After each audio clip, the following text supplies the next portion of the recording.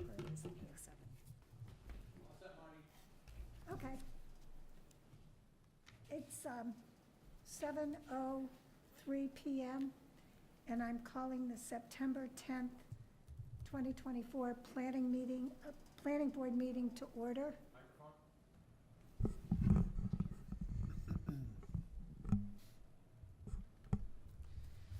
We have several items on our agenda this evening, but I do want to end this meeting at approximately 8:30 or thereabouts in the event any of our board members or our Recording in progress. or people who are watching on Zoom or here in person would like to watch the debate at 9 PM. So I want to note that this meeting is being recorded, and the first item on our agenda is to take roll. So when I call your name, would you please indicate that you're present? Pat Norton? Present. Jonathan Poor? Jonathan Poor, present. Bill Wheaton? Bill Wheaton, present. Darcy Dale? Darcy Dale, present.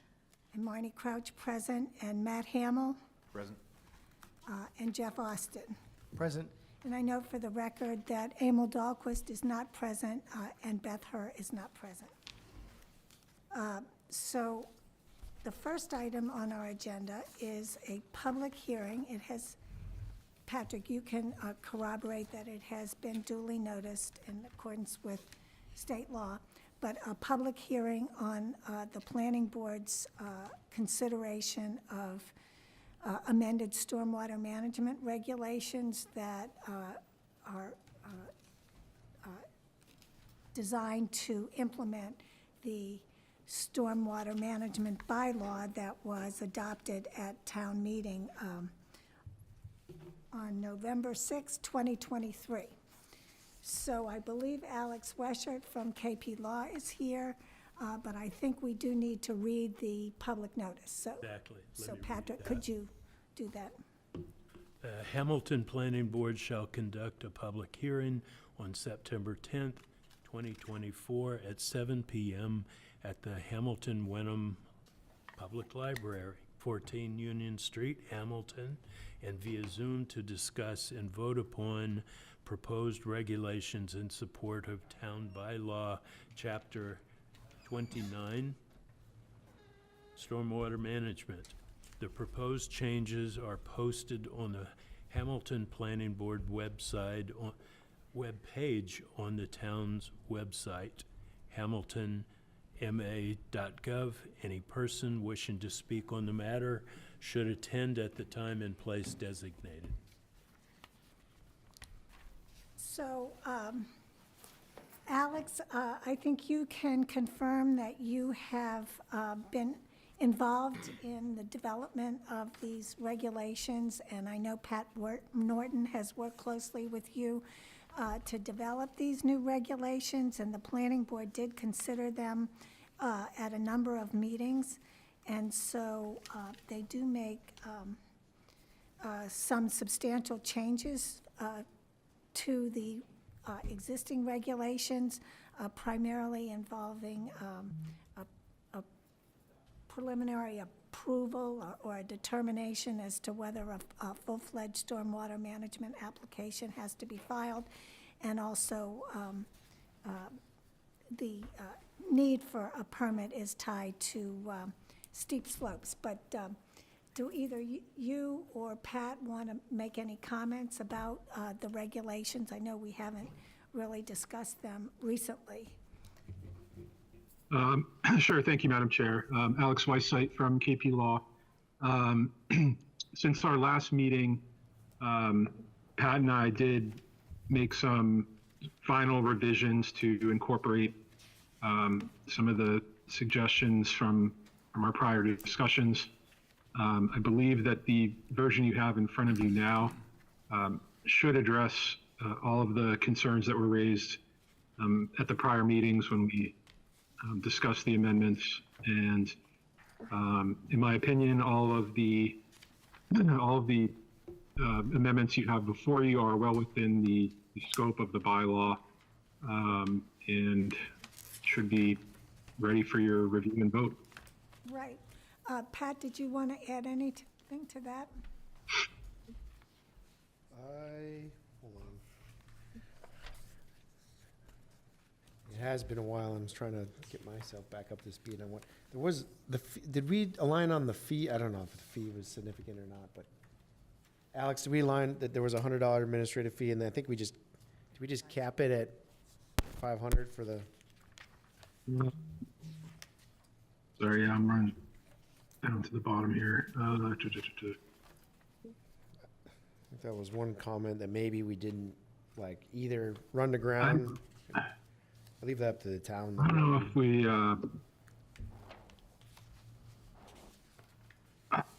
if yeah, let's see. It might have been just, actually, what's not attached here is the,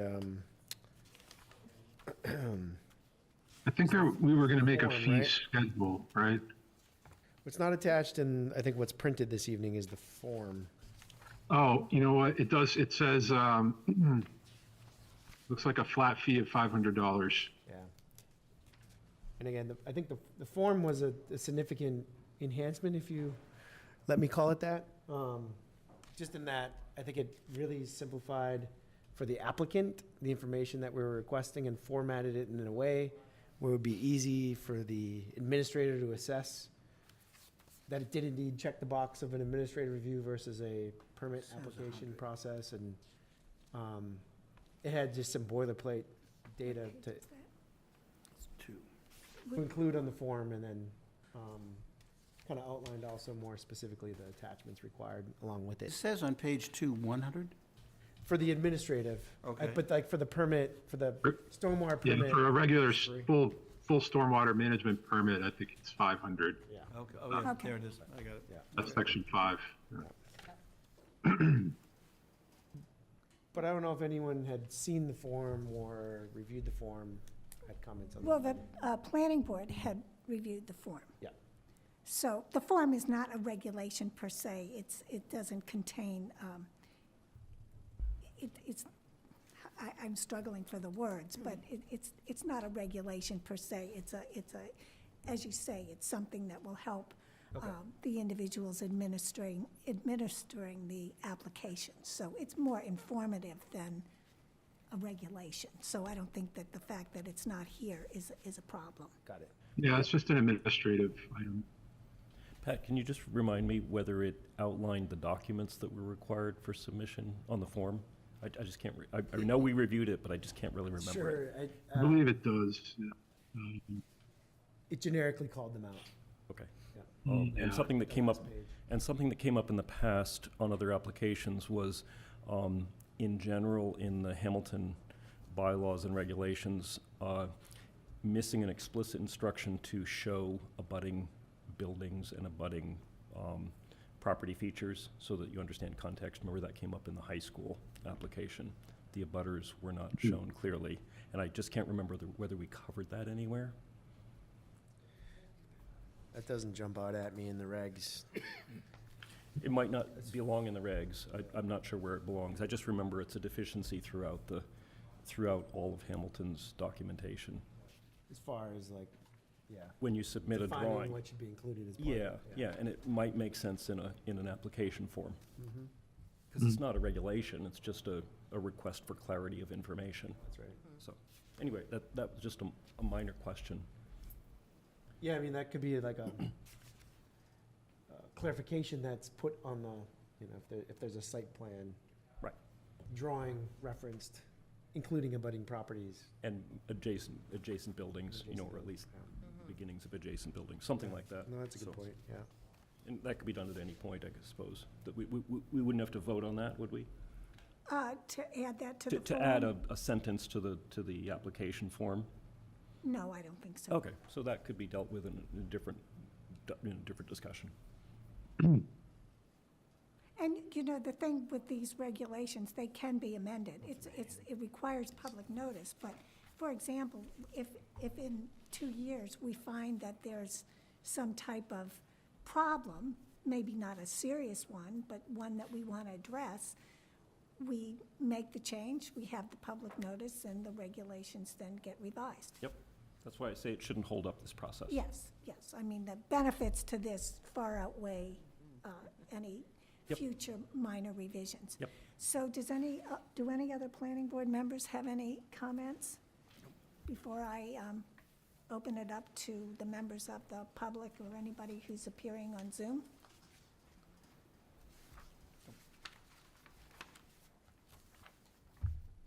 No?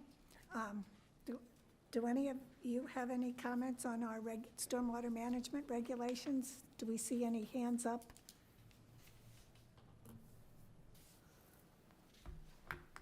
No?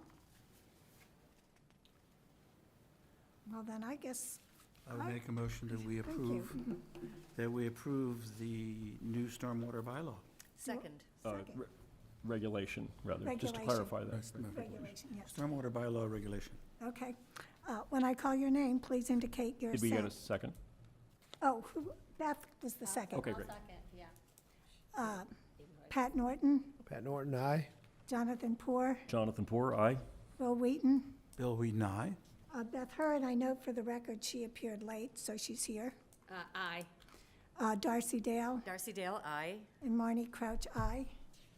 Congratulations to the planning board for getting this done, Pat especially, and Alex, thank you for all your help. My pleasure. Yeah, great job, everyone. Hope Yes. everyone has a good rest of your evening. Thank you. Yes, bye-bye. Thank you. Bye. Okay, the next item on our agenda is a brief synopsis of where we stand with respect to the form-based code in the town center and how the consultants are moving ahead with that project. And in Emil's absence, I'll ask Jonathan to give a short report. Okay. So there have been two meetings with the advisory committee and UTIL, and then there have been two independent workshops that the advisory committee has self-organized and executed, so that's 4 meetings total. All that information's been passed on to UTIL. The theme of most of the work parallels the themes that you've seen in the public survey that is on UTIL's website that hopefully everybody filled out. And from all indications so far, it seems as though the will of the town and the will of the consultant is to do the very best they can to extricate the 3 interests, i.e. the Winthrop School, 3A, and the form-based code, so that they're not interfering with each other's success or failure, whatever the town is the will of the town. So it's unclear at this point what the mechanics of that separation will be, but it seems clear that there is an earnest intent to separate the issues. So I think that's good news in terms of the potential success of the effort. And the other thing that was of interest was we had one of the members of the advisory committee is the chairman of the historic district and provided some very interesting historic photos of Hamilton Town Center, which I think are available to anyone on the town website. They might be on the Historic District Commission's website, but they were very eye-opening photos, early photos of Hamilton's history, and some of the remarkable things were that Bay Road was really a very beautiful and scenic greenway corridor with rows of trees in a very orderly and picturesque manner. So it was very inspiring to look at and was shared with UTIL as, here's how Bay Road could be reinstated as a scenic corridor the way it was historically. So that was an interesting contribution from the Historic District Commission's chair. And the other thing was the photos showed quite a variety of building types and sizes and density, including even a hotel on Railroad Avenue. A hotel? Yes. of quite an interesting design. So anyway, it was just interesting for me. I had never seen any of those photos, and no one else in the committee or UTIL had seen those photos. So they were useful and interesting context to put out there and use as a reference point. So and then the next step, I believe, is there'll be a town-wide meeting with UTIL, and the date for that has not been set, but I think It's September 30th, is it? maybe it is September, okay, Yeah. September 30th. So hopefully everybody will participate in Well, that. I have two comments with Sure. respect to that. One, I think it's very wise to separate the different components of what's transpiring in town, because I certainly think that the success of the form-based code it is much more likely because it is such an obvious benefit to the town. And I think if UTIL were to show those pictures that you alluded to, that would be absolutely fabulous. I think people in town would be amazed to see that, and it would really help them see the town in a different light.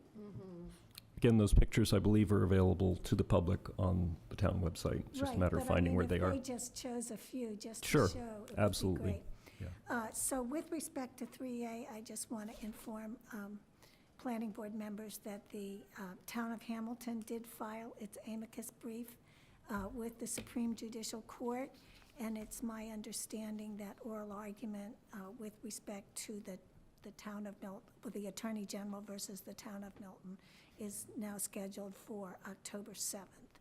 And there was one other amicus brief filed by a Milton resident who also happens to be, at least for now, I don't know if he's going to continue in this role, a state representative for the 7th Norfolk District. So that litigation is teed up. And so if the oral argument is October 7th, then I'm hoping that we get guidance from the Supreme Judicial Court before the end of the year. That would be extremely helpful, but that's the status of that. And so we'll see how the Supreme Judicial Court receives the town's amicus brief. Jonathan, I have a question about form-based code. A number of residents asked me whether the emphasis on form replaces use, complements use, whether use is incorporated into the form-based code, or whether we kind of scrap the regulation of use and, as long as it's form is appropriate, use plays no role. There's just sort of a little bit of confusion, which we need to address. We need to clarify how this code complements or substitutes for the code that we already have. Yes, and that, I think, will be the focus. Those are great questions, and that will be the focus, I believe, of the next townwide engagement with the consultant. And the short answer to your question about use is yes, use is part of it. It's just more nuanced than conventional coding, which is limited to use, floor area, and setbacks. And to answer the other portion of that question, you're saying form, it's not just building form, but it's street form. And that's why I mentioned the tree-lined streets. The tree-lined characteristic of Bay Road historically is that could be incorporated into the code. In other words, you could create that sense of, you mentioned sense of place. That can be incorporated in, if it's the will of the town, can be incorporated into the form-based code. It's not just about buildings. Okay. Does that help answer those questions? Absolutely. Patrick, you've had your hand up there. Yeah, I wanted to footnote the September 30th date. We've been working to put that together. We do have this room reserved for that night, 6 to 8 p.m., again on September the 30th.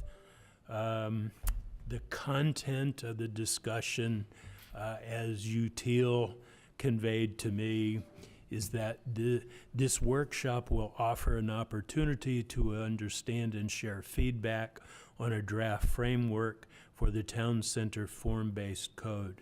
The framework will include suggested boundaries, sub-districts, and a preliminary approach that would enable the town to meet the state's 3A requirements through a separate zoning article.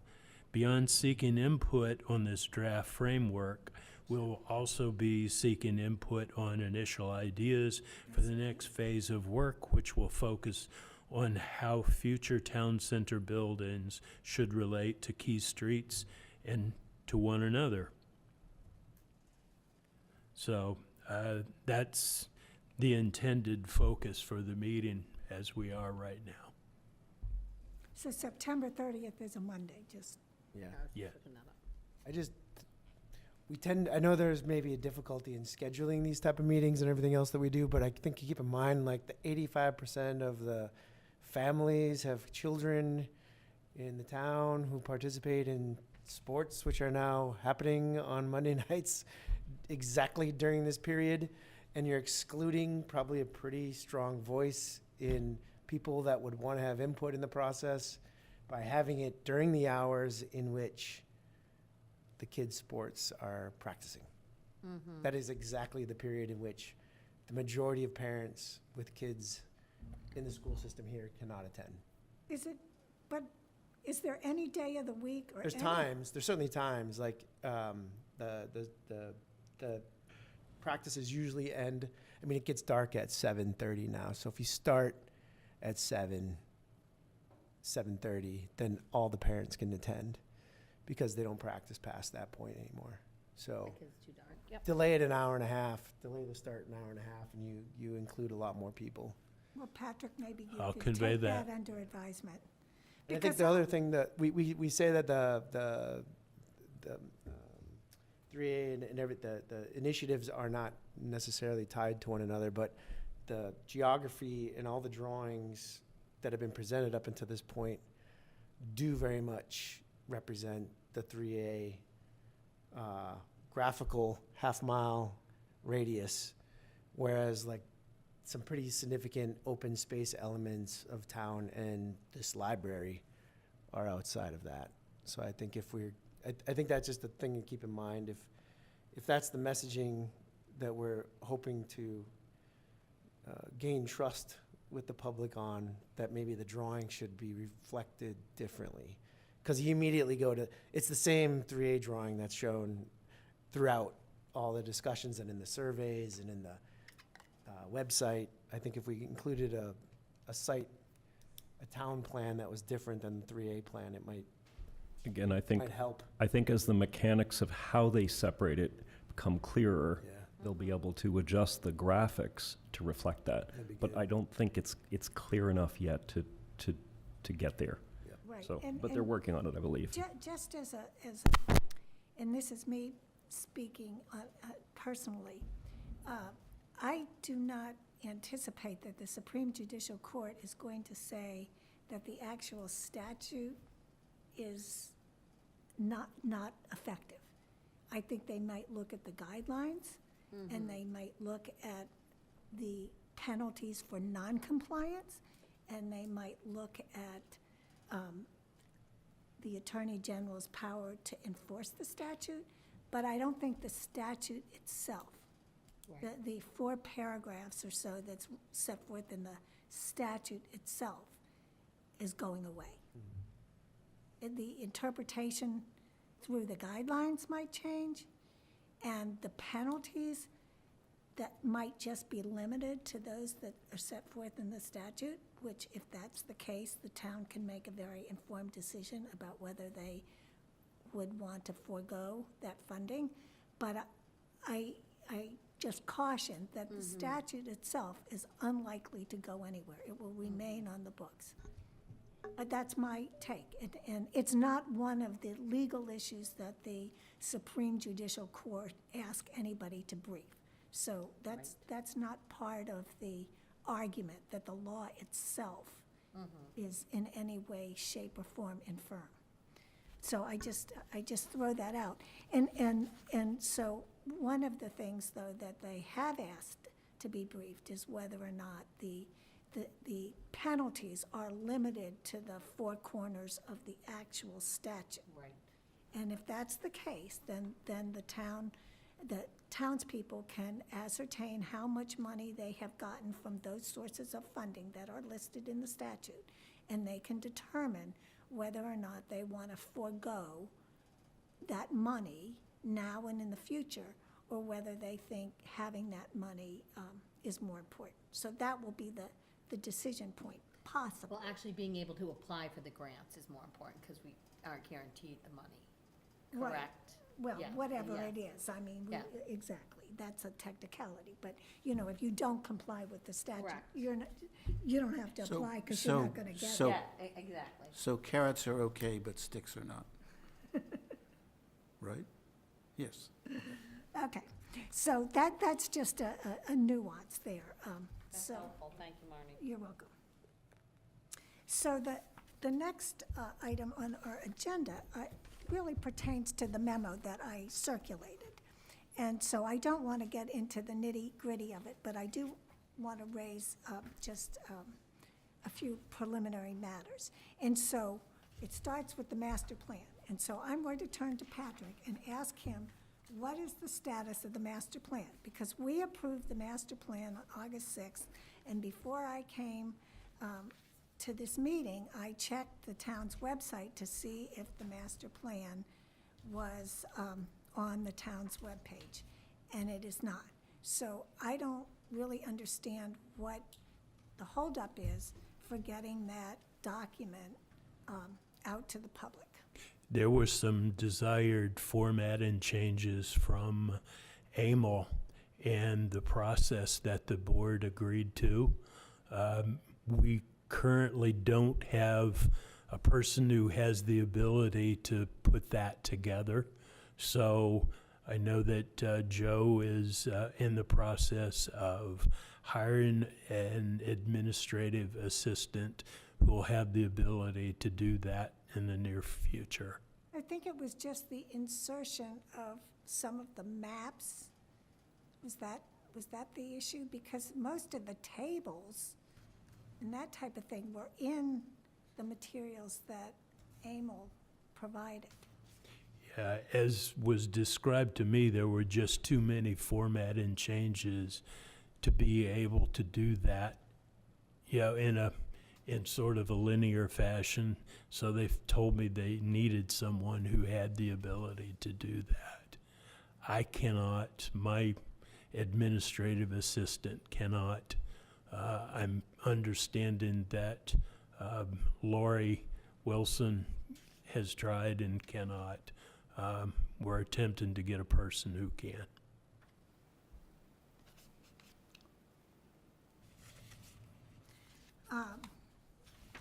So with that said, then, I will not dive deep into any of the actual short-term and medium-term items that are set forth in the implementation charts, but I did want to just briefly have a short discussion about what the planning board members think about an implementation committee and and who should be on that implementation committee. Just some ideas bandied about as to what people think about that. Any thoughts? I remember, I think Patrick mentioned the capital committee, because they're looking out 5, 10, 15 years. It might be a natural fit for implementing the master plan.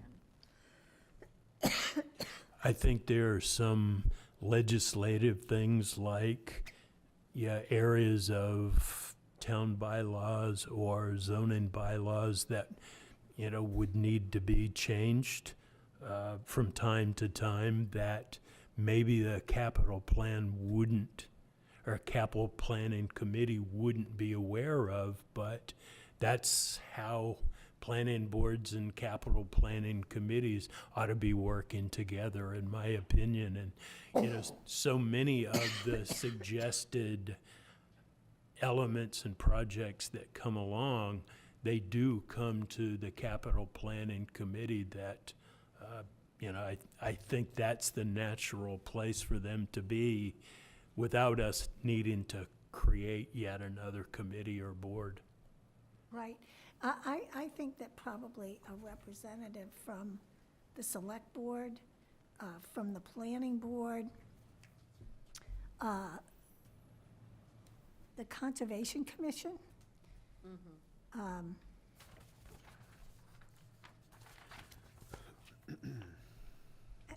Can anyone think of, oh, maybe the Environmental Impact Committee?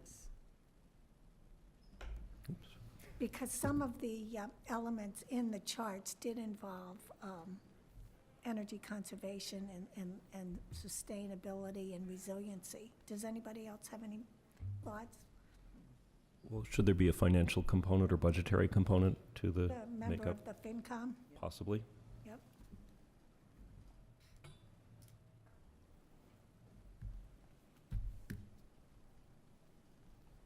Any other ideas?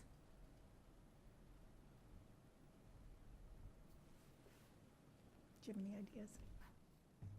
FinCom, that was, Well, I've made a note of this, and so maybe at our next meeting, or the meeting thereafter, we can entertain a vote, and what we will do is we will, as a planning board, perhaps send invitations out to these different boards and commissions and ask them to designate one of their members to be part of this implementation committee. And I don't anticipate that the implementation committee would have to meet more than 4 times a year, but probably it would be at least 6 months before there was anything really for a committee to review. I mean, we have to gear up to look at the tasks that we have in front of us, and they are not insignificant. So, does that sound like a plan? Yeah, and the select board would be tasked with populating the committee, and they would have to set it up. I was just It's a gonna ask formal- what the Yeah. process was. Yeah, there is a process, a formal To process make for a that. committee like that. So it has to go through the select Oh, board it first. does have to go through the select board, Okay. so we would then send a letter to To the them, select board. With some ideas on how we would like to see it. Well, that- But it's yeah. ultimately, The select board, Yeah. I was wondering about that, Yep. whose purview it came under. Right, and the way I look at it, you don't want it to be too small or too large. I mean, if Right. it's too large, people don't show up. If it's too small, they're not speaking for much the work. town. Well, Yeah. that's, That this too. town functions through volunteers. Right. And I can't, when I think about it, you just can't underestimate what they contribute to the town. So that's a good start. So think about anything that I might have missed. I mean, maybe, I don't know about the Board of Health.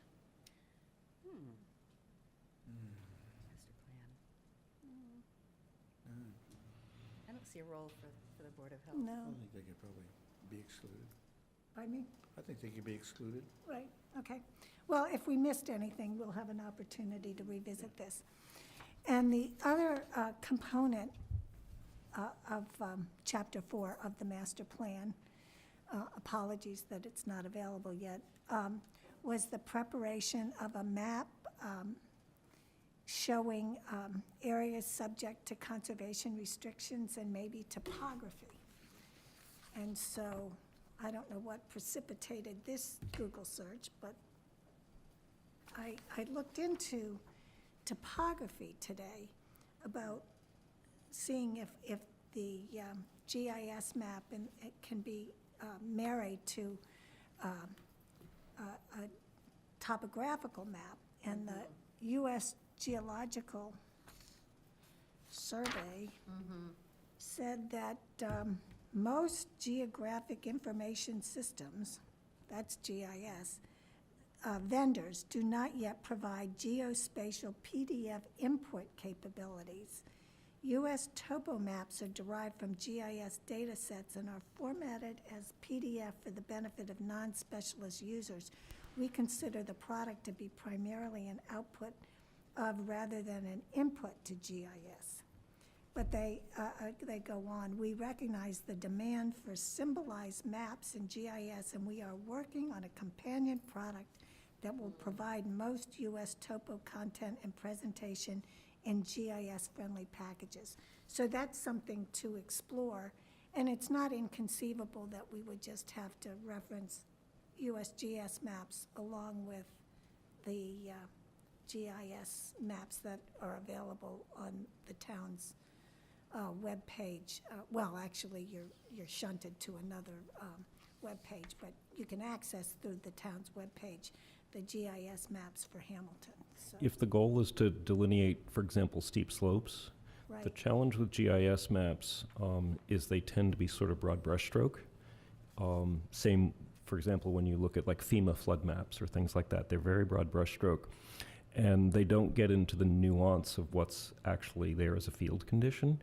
So it might give a hint of where the resource areas are, but what you'd want to be careful of is not to make that the definitive source of that information, and it'd be up to the, say, for example, an applicant or a developer to show what the actual contours are. right. Patrick, would you agree with that assessment? Absolutely.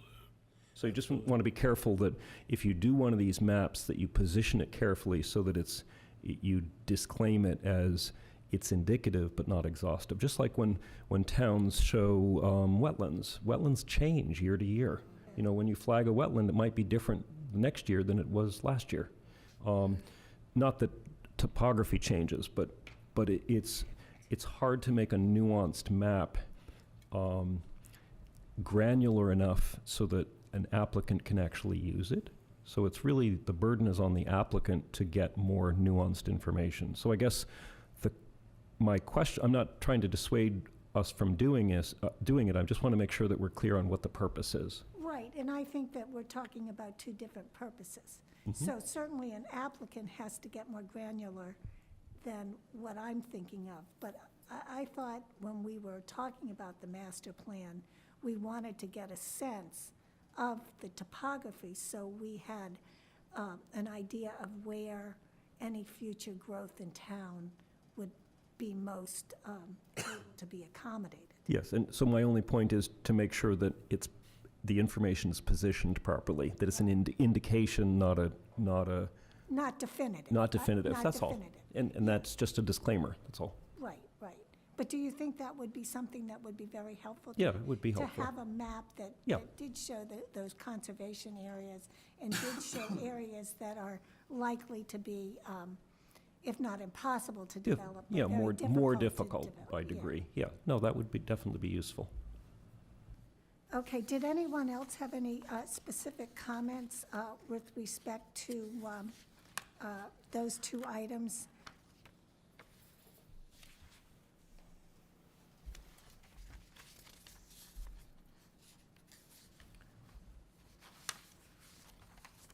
So are you looking at the 5 bullets on page 1? Is that what we're discussing?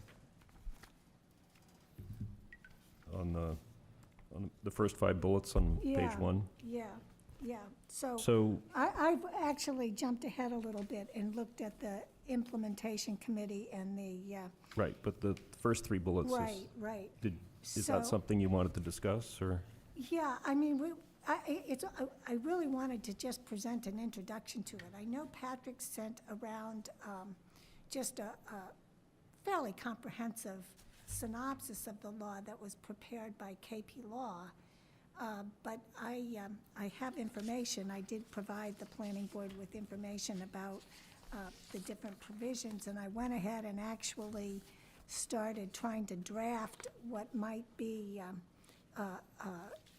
changes to our existing bylaw to provide for the provisions of that law. And that law actually goes into effect in February of 2025, and it goes into effect regardless of whether or not a town has amended its zoning bylaw to provide for the ADUs as of right, as contemplated by the statute. Now, in my opinion, and board members can contradict me, I don't see that this element of the Affordable Homes Act is likely to generate a lot of controversy in town, primarily because our zoning bylaw already provides for accessory dwelling units, and the size of the units is the same, essentially. So, and it's the property owner elects to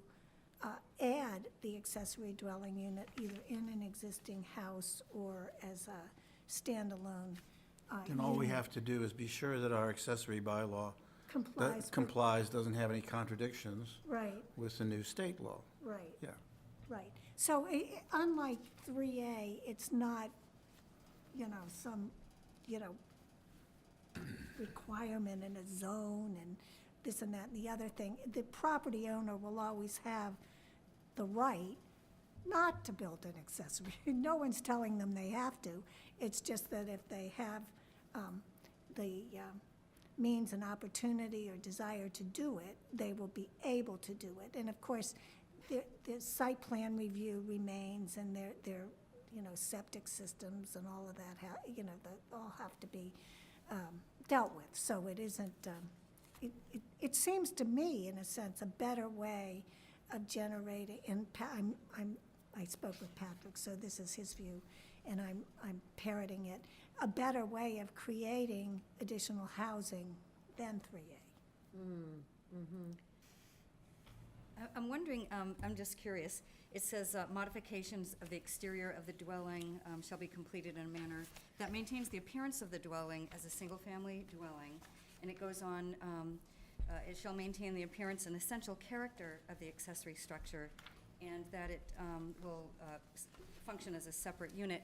Is that a type of form-based code? Is this, are you getting it from my draft? I'm getting it from the first draft. Yeah, most of that's taken from our existing bylaw. Yeah. That's, I think that was put in there to ameliorate any, fears. fears and also real disparity in style and yeah. whatnot.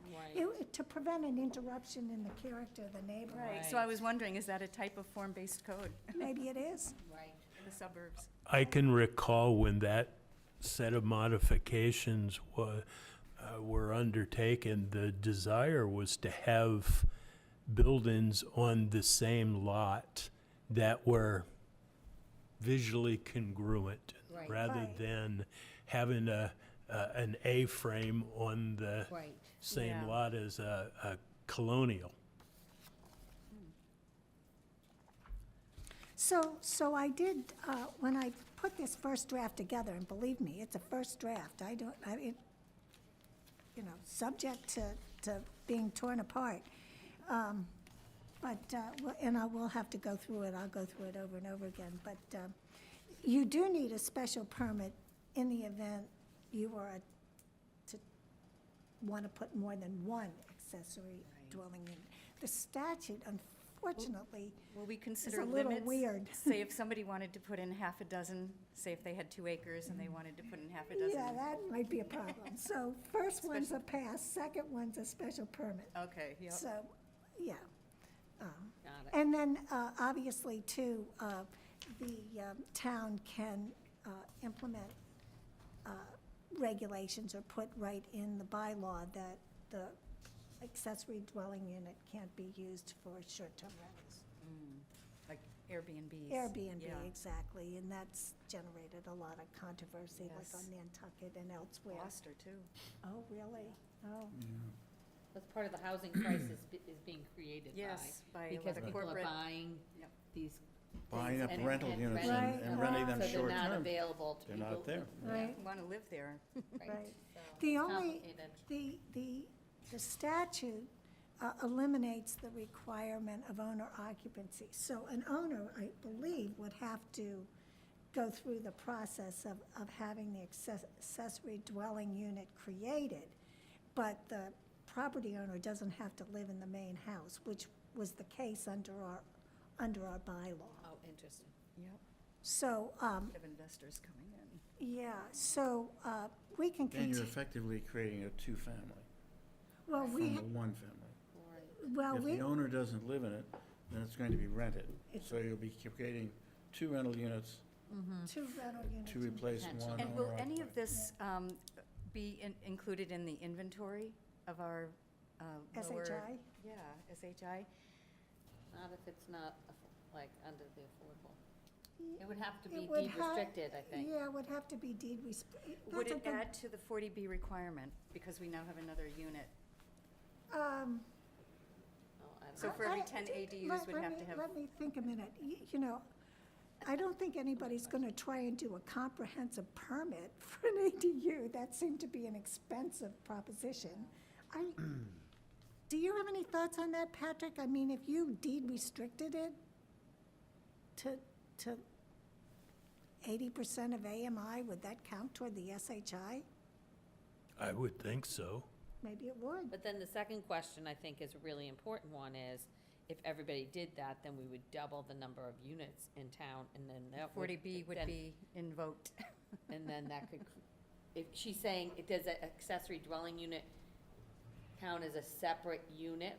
So now, instead of 3,000 housing units, we have 6, if everybody put one on their property, and then increasing the number. 40B, yeah. For 40B. Yeah. I don't know.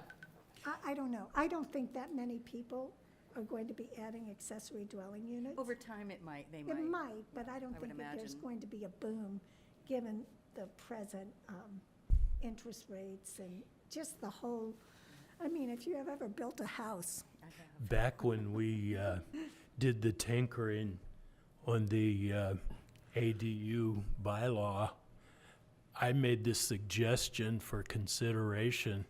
Why don't we do it and make it by right if owners are willing to deed restrict the units to an SHI level?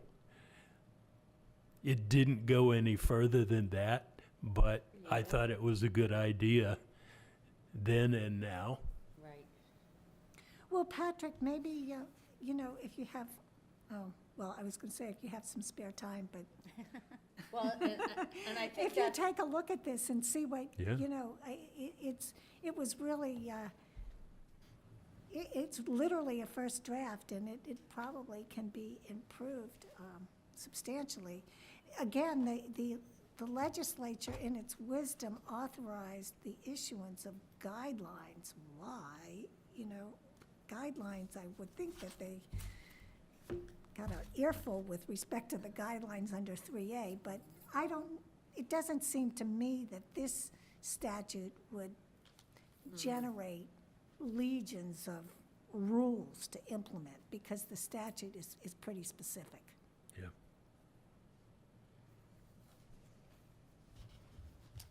So, let's see here, the next item I have here is the amendment to the inclusionary housing bylaw.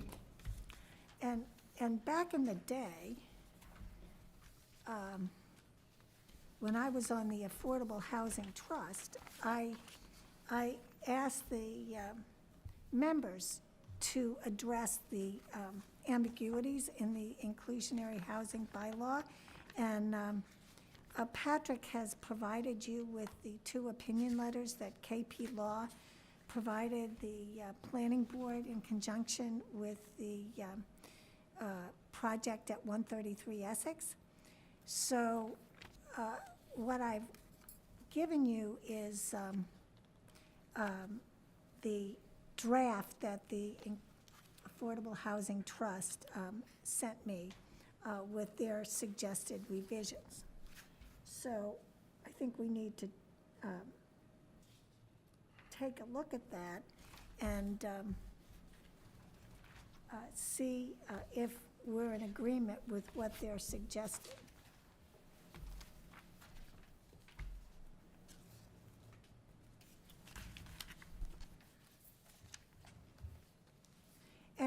And I spoke before the meeting to Matt, and as all of you may recall, Matt is an attorney, and he's also a municipal attorney.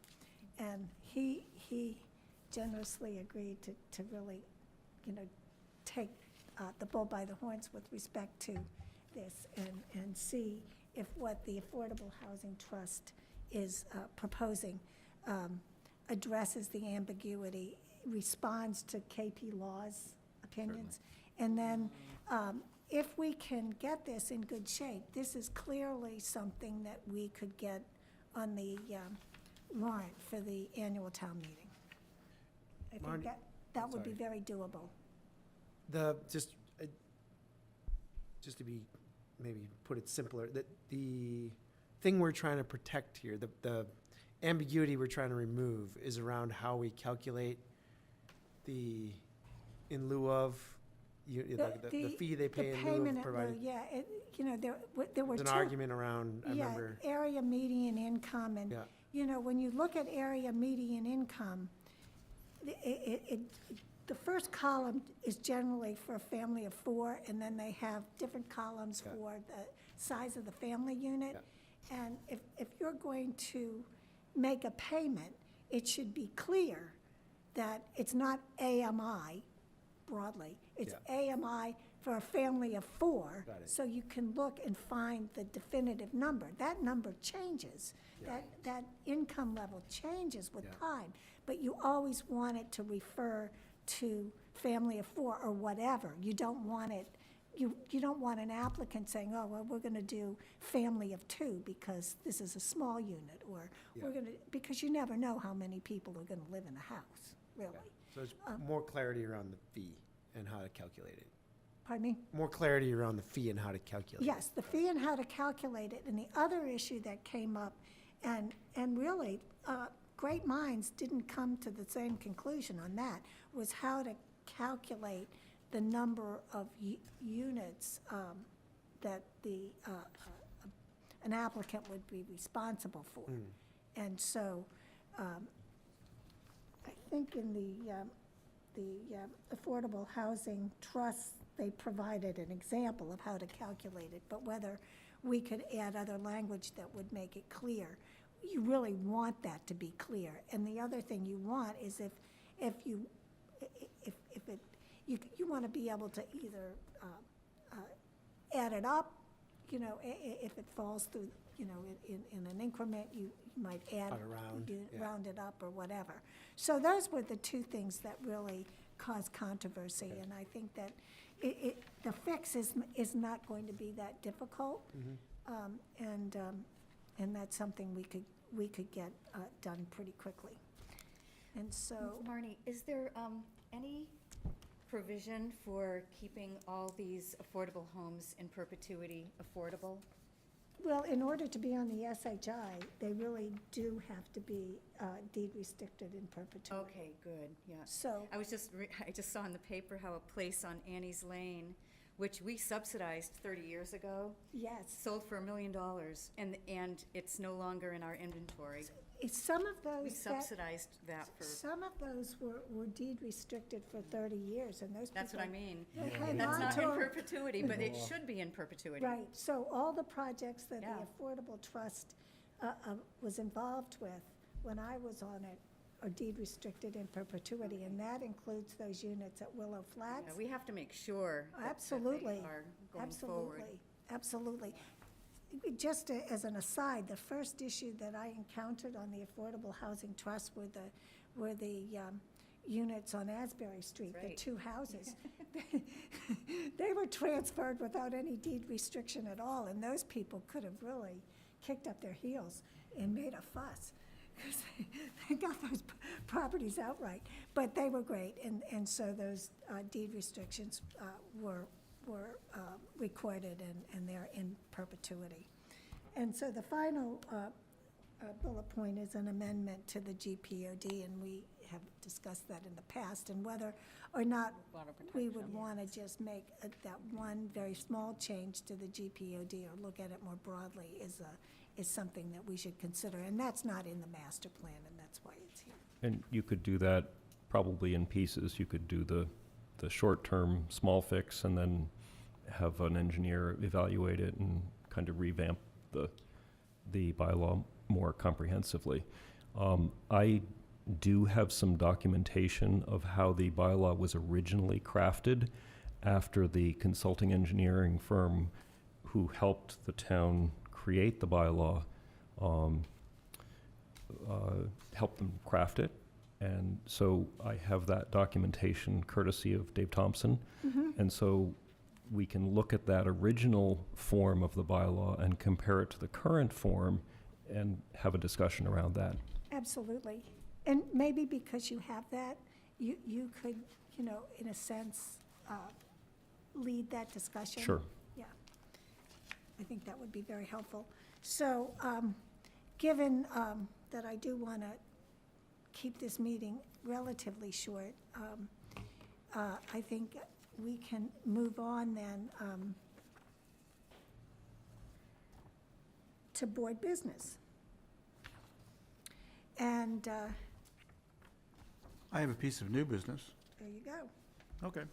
So Marty and I attended a community meeting at the Legion on School Street last week. And this was the developers who are proposing to buy up all of the apartments on the Gordon Conwell site. And it was not a very satisfactory meeting in the following sense. It was unclear whether and how many units they intended to operate as 40B. Oh, 25%. I think that was. Yeah, they hemmed on, you think it was 25? You think it was? It's going to Okay. be 25%.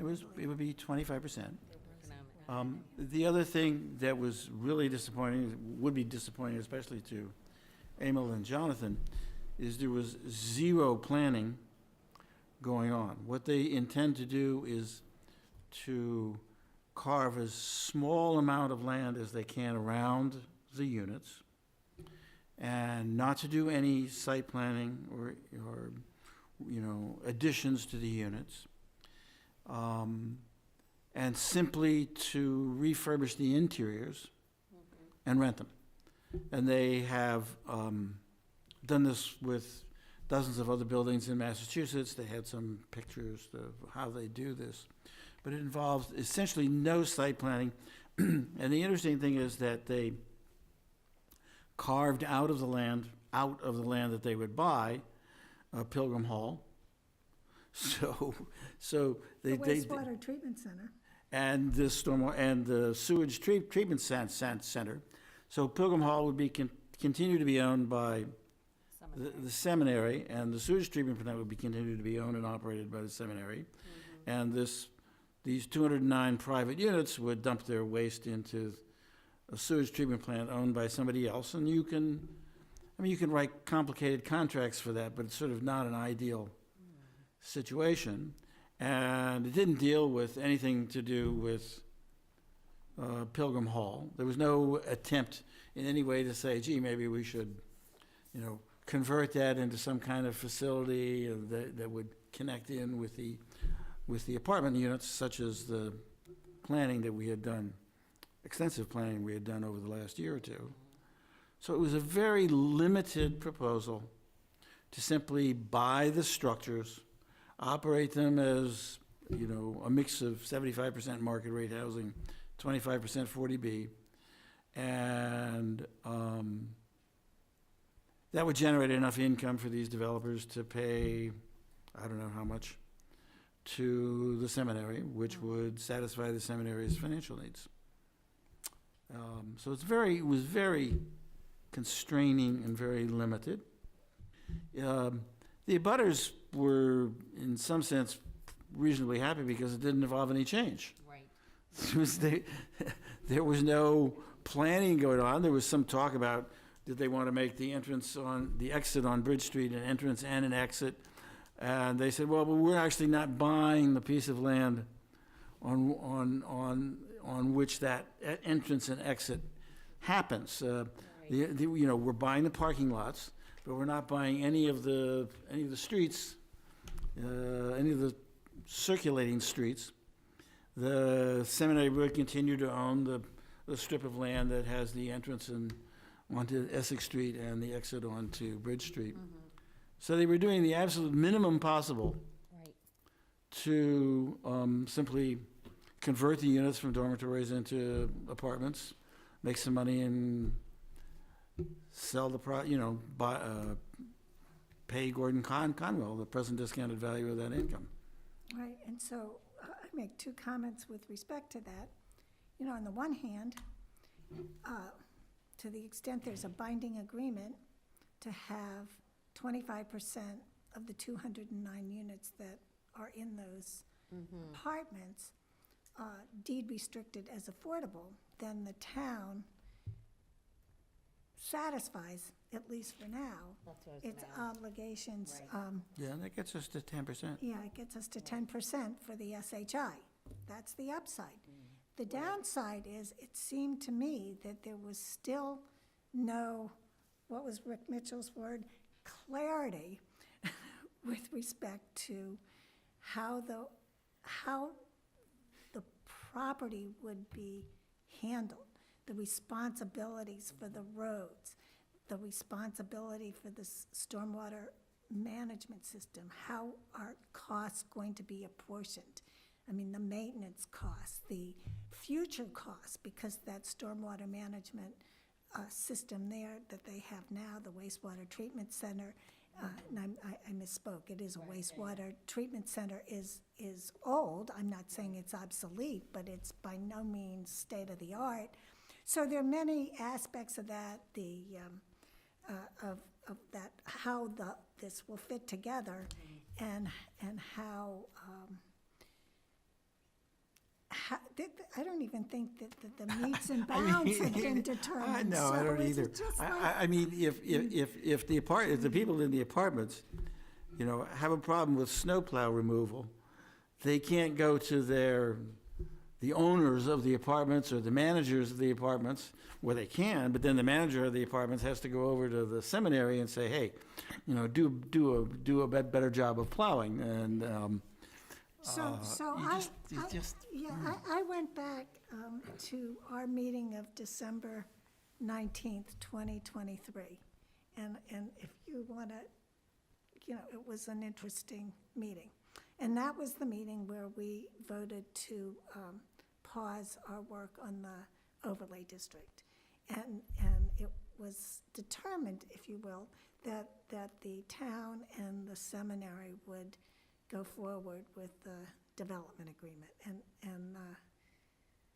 And I don't know what the status of that is, and I don't know to how granular it's become, but these development agreements and the protection of the town, they have to be quite detailed and quite structured for the very reasons you just articulated. If the developers of the apartments don't own the egress and ingress to their apartments, then they're reliant on the seminary to do the work. Well, of course, they have to have agreements for all of these things. And so I think the abutters they're generally, I think, very supportive of this, but they had concerns about traffic, and of course, the intersection on Woodbury is always an issue, and but the developers said, we're not gonna make any changes. We're not gonna have a change in the circulation plan, which will put a lot of traffic on Woodbury. What the abutters were saying, look, these apartments really haven't been fully occupied for years. And when they are fully occupied with market rate housing, not only are you they were going to worried- have more yeah, traffic, they you're were going to worried have about more Amazon trucks coming and going all hours of the day and night. Would Gordon be considered a form of a landlord as far as the roads that they're going to use? Well, but it could take any kind of, you could draft any type of an agreement you wanted. It could be like a condominium. You would probably make Oh, all I those see. roads, you'd probably make all those roads private roads with a common driveway Right. easement, you know. With something an like- access agreement to Yeah. each and every drive. A puzzle here is, My takeaway from this meeting was that, abutters and neighbors in that general part of town were supportive of what was being proposed, but they really wanted to see a plan for the composite of the property. Entire site. That They were- was they the were worried number about what one would- what would thing happen to that the rest of the they hill. really wanted to see from the developer. And they didn't have a response They to didn't that. have a response. And Well, there- that's because the seminary doesn't, at this point, doesn't want to sell the rest of course. the land. no, but to me, if these developers buy these apartments and don't contemplate any change to them, don't contemplate making them ADA compliant, and rely on a theory that it's a pre-existing non-conforming use, I don't find that to be satisfactory. And I mean that because I looked at these entities, the two, it's a joint venture, so I looked at them, and their plan is to hold apartments for a number of years. They don't flip them, but they do eventually sell them. And so it would appear to me that they would have much better title, and it would be much more beneficial to the town to have the transfer under an overlay district so that a subsequent purchaser could change the footprint and add amenities and make those units ADA compliant. But if they're always pre-existing non-conforming uses, one way or another, that can never happen. And that would be, I think, a loss for everyone, because the value of these units over time would be improved if they were ADA compliant, and that they could be transferred freely without having to worry about that pre-existing footprint. An additional puzzle is that the parking currently on that section of the campus is rather randomized. In other words, there's not assigned parking spaces for particular apartments. It's a bit chaotic and sprawled out. And in addition to that, there's no, once you separate those units, it's not clear how emergency access would work or fire safety would work, and I'm curious what the town's outlook on that would be. Right. So there's a lot of questions. A lot of questions, and I think that realistically, I think our Browns Hill overlay district has no legs anymore. And in part, I think that the report that was prepared by Abramson and Associates and Gamble and Associates that showed potential commercial uses and office space and this, the planning board didn't really buy into that. We focused on residential uses, but I think now to use one of Ken Barnes's statements, the market has spoken, and I think there is absolutely no demand for the types of commercial uses that were once contemplated up there. So, and then the other side of that equation is the seminary is going to be there at least for some period of time, and I would surmise it would be in excess of 5 years. So when they're there, that site is subject to the Dover Amendment. But it might be there might be that an overlay district could be created that was quite simple and just said any further development of the site has to be by special permit, full stop. I was gonna Well, add- remember, they could apply something like our senior housing cluster bylaw for the top of the hill, for the rest of that hill, which might be very appropriate. Special permit. That's just a special permit it doesn't need an overlay district, it just needs, No, it does, why? because The its underlying zoning. underlying zoning is single-family, one Yeah, acre but our lots. cluster bylaw, you would require a special permit, Right, but we have, senior housing, we have, Open space. Yeah, we have a number of ways of doing potentially. that.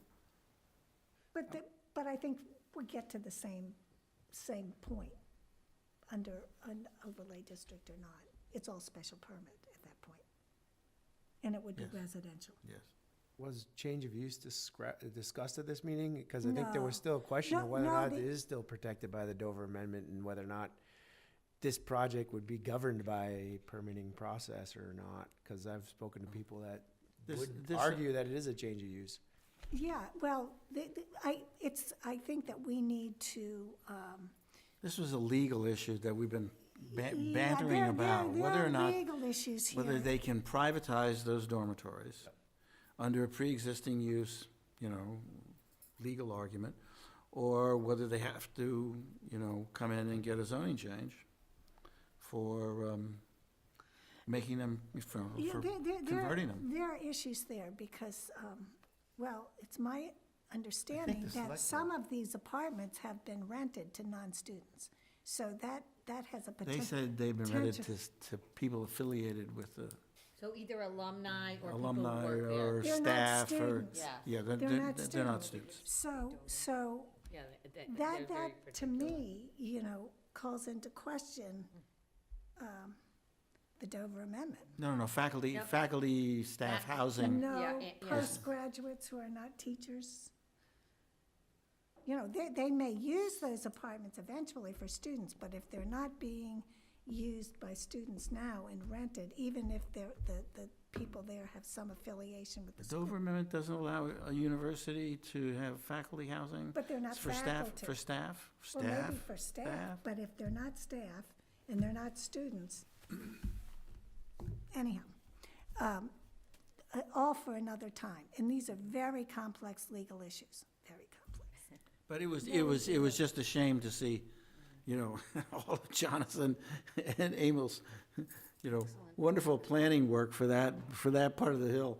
Kind of like, no, we're not going there. We're just gonna Well, take and- these buildings. And the abutters are basically, they're signing up for the apartments, but that's kind of predicated on no further development of the site. And, you just can't predict the future. In all fairness to the developers, if you looked at their prior developments, they were all single buildings, mostly located on streets or in neighborhoods where the access was public roads. So they haven't really had experience in any kind of site planning to go along with their acquisitions. All the more reason why it's a concern.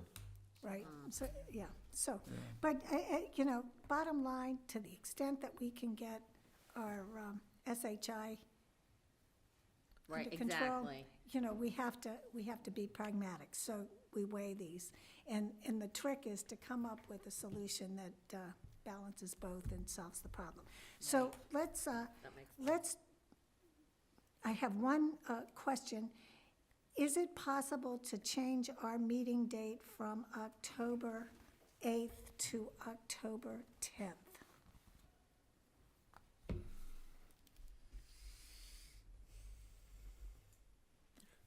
I do not know if they have this room available, but I can check tomorrow. Yeah, if everybody is available and we can get this room or somewhere else, Or we could have that meeting by Zoom. Zoom yeah, remotely. right. As a backup, if the room isn't available, we could do that. Yeah, we could do all Zoom. Because we have nothing controversial on our Right. plate, so to speak. The 10th is all right. with me. 10th, does Cancel that it. work for everyone? 10th. Okay, I'm just kidding. so Patrick, you let us know, one way or the other. Okay, and then we have minutes from, where'd my minutes go?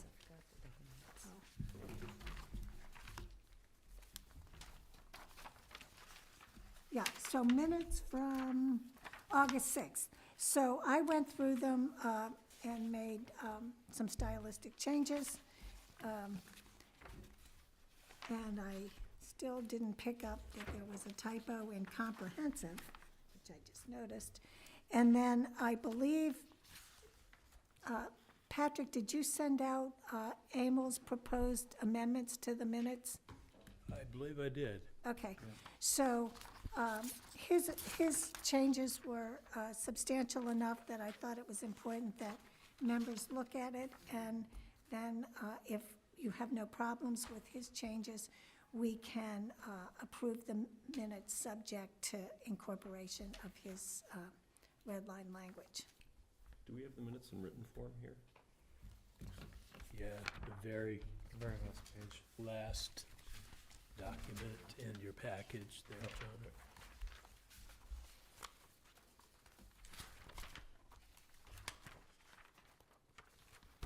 Last 2 pages.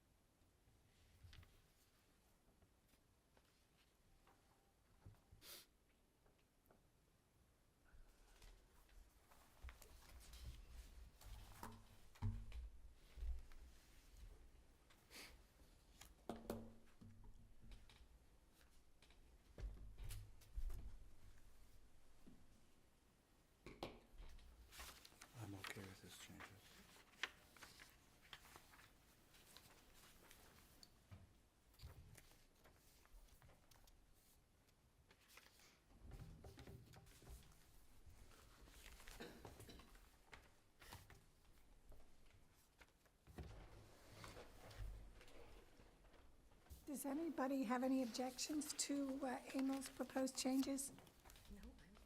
Shall I make a motion? Sure.